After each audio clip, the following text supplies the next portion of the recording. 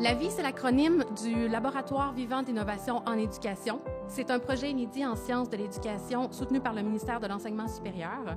L'équipe tient donc à remercier le gouvernement du Québec de nous avoir fait confiance. Nous avons atteint en moins de 2 ans nos objectifs.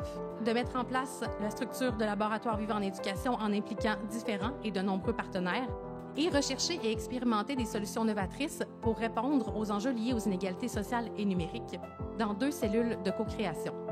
C'est quoi, selon vous, qui avez vécu l'expérience au cours des 2 dernières années, le principal facteur de réussite d'un projet comme LAVI? L'écoute et l'humilité.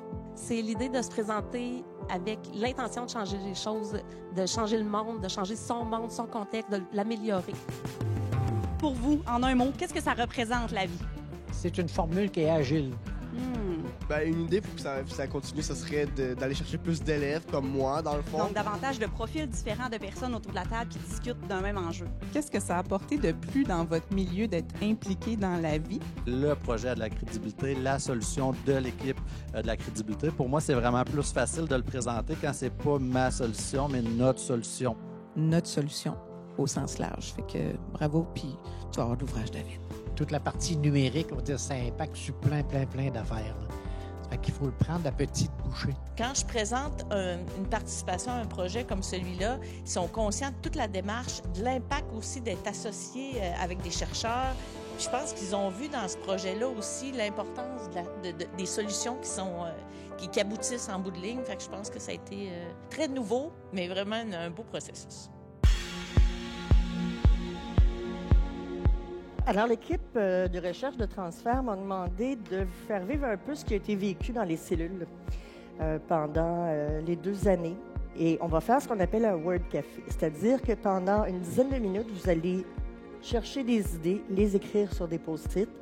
Au bout de 10 minutes, on va changer de table.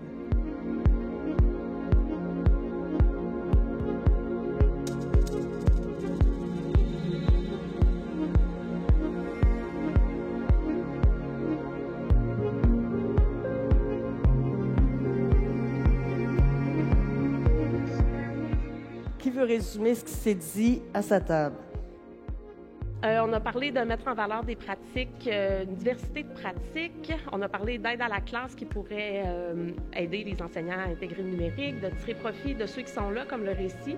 Alors, la cohérence dans l'utilisation des outils, dans la manière de prendre les décisions, c'est sorti beaucoup.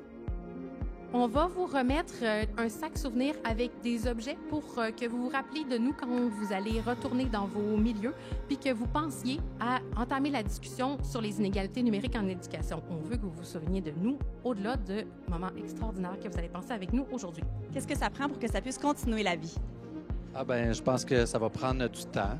Ça va prendre du temps, de la réflexion, ça va prendre de la mobilisation. Puis le fait qu'on est une équipe qui y croit, Ça va aussi être une clé pour continuer d'amener des gens dans le projet.